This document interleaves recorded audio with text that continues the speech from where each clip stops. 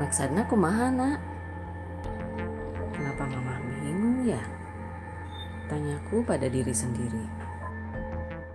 Lalu kujelaskan kembali tentang kehadiran Pak Ahmad dan interaksi antara Pak Ahmad denganku sebanyak yang bisa aku jelaskan. Namun mama malah melangkahkan kakinya ke dapur, meninggalkanku di ruang tamu tanpa merespon penjelasanku. Ih, mama malah melengos, gumamku. Dan aku pun tidak lantas menjelaskan kembali kejadiannya agar mamaku lebih yakin. Tampaknya mamaku juga tidak ingin suasana liburanku menjadi tak menyenangkan. Karena itu, mamaku tidak terus mendesakku agar aku menjelaskan kronologisnya lebih gamblang lagi. Agar tidak ketinggalan kisah-kisah misteri lain yang aku alami, jangan lupa like, komen, subscribe, dan share ya.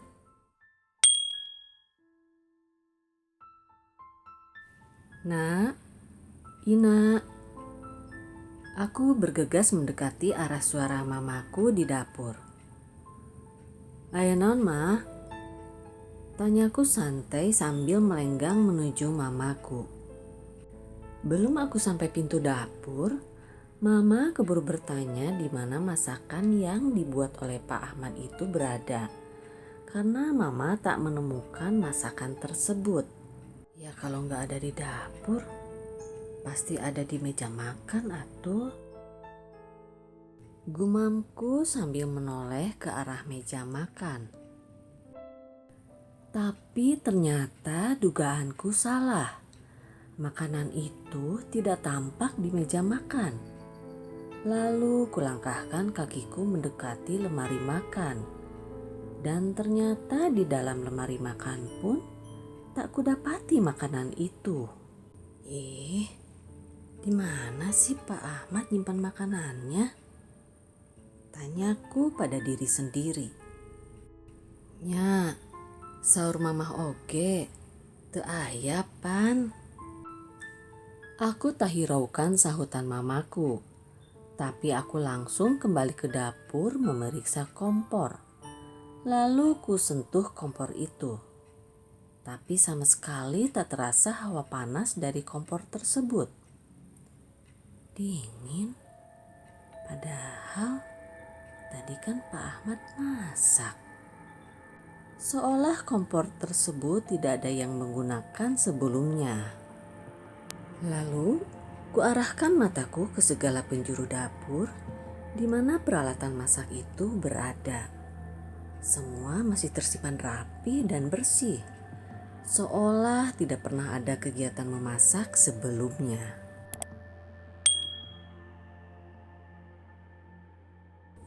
Lalu aku kilas balik dan mencoba berpikir hal-hal yang masuk akal dan realistis. Apa yang telah terjadi dengan semua ini? Tetapi ketika aku tidak menemukan jawabannya, aku mulai berpikir. Jadi, yang tadi aku temui di dapur, siapa ya? Dilihat dari pakaian dan postur tubuhnya, itu Pak Ahmad. Dari suaranya, itu juga suara Pak Ahmad. Tapi, jika itu betul Pak Ahmad, Mama bilang semua pintu telah dikunci sebelum ditinggal pergi. Lagi pula, hari ini Pak Ahmad libur kan? Anehnya, aku juga bisa masuk ke dalam rumah. Dan jika itu bukan Pak Ahmad, jangan-jangan bulu kuduku langsung merinding. Diriku mulai merasa gamang. Sebab 1 jam sebelumnya, aku benar-benar bertemu dan berinteraksi dengan sosok Pak Ahmad yang sedang memasak di dapur. Lalu aku coba mengingat kembali semua urutan kejadiannya. Bentar. Tadi, waktu aku baru tiba, pintu depan kan dalam keadaan terbuka. Makanya aku bisa masuk rumah dan bertemu dengan Pak Ahmad di dapur. Lalu kami bicara sebentar.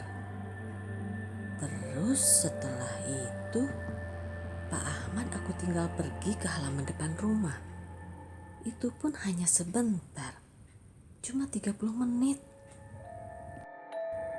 Terus ketika aku mau masuk rumah lagi, ternyata pintu sudah terkunci. Lalu yang buka pintu Mama, bukan Pak Ahmad. Karena Mama bilang tidak ada Pak Ahmad datang ke rumah karena sedang libur kerja. Dan makanan yang Pak Ahmad masak pun tidak terlihat wujudnya. Semua peralatan masak masih tersimpan rapi. Aneh, sepertinya ada sesuatu yang terjadi di rumah ini. Bisa jadi ada aktivitas lain yang telah terjadi di rumah kami. Tapi seingatku, selama kami tinggal di rumah merah ini, baru kali ini ada peristiwa misteri seperti ini terjadi.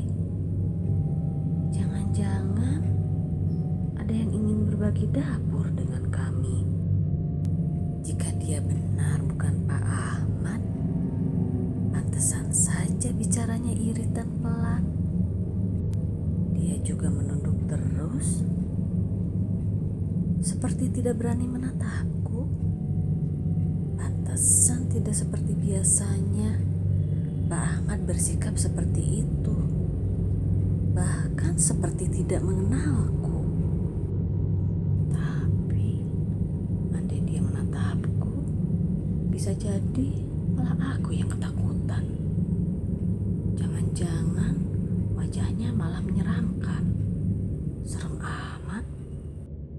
Sedang aku berpikir, Mama yang sudah berpindah tempat ke ruang makan memanggilku untuk meminta bantuanku.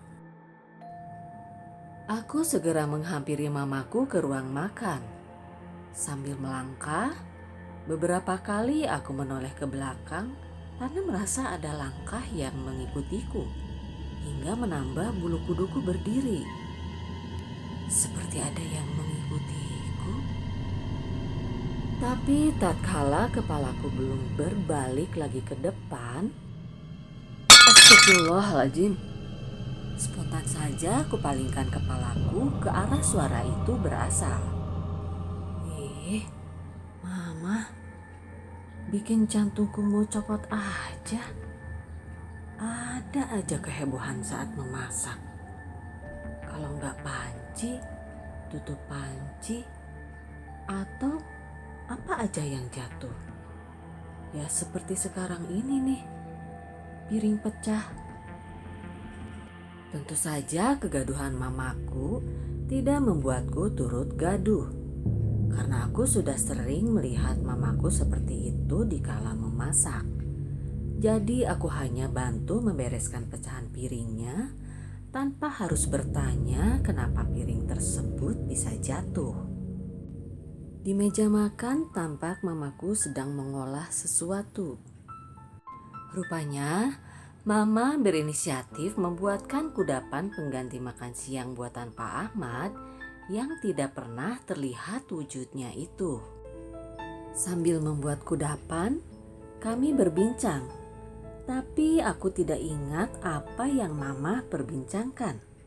Karena pikiranku masih terjebak oleh misteri pertemuanku dengan Pak Ahmad yang penuh tanda tanya itu. Sehingga yang aku ingat hanya kalimat Mamaku yang menegaskan kembali ketidakmungkinan hadirnya Pak Ahmad yang sedang libur kerja. Dan aku pun hanya diam karena aku juga enggan menjelaskan kembali pertemuanku dengan Pak Ahmad yang penuh misteri itu.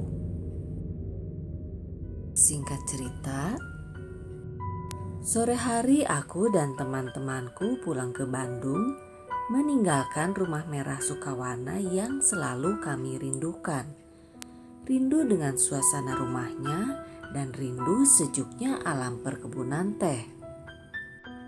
Namun, meninggalkan rumah merah bagiku juga menyisakan kisah misteri yang tak terpecahkan. Dan aku menyimpannya sebagai bagian dari rangkaian kisah misteriku yang aku alami sejak kanak-kanak hingga saat ini.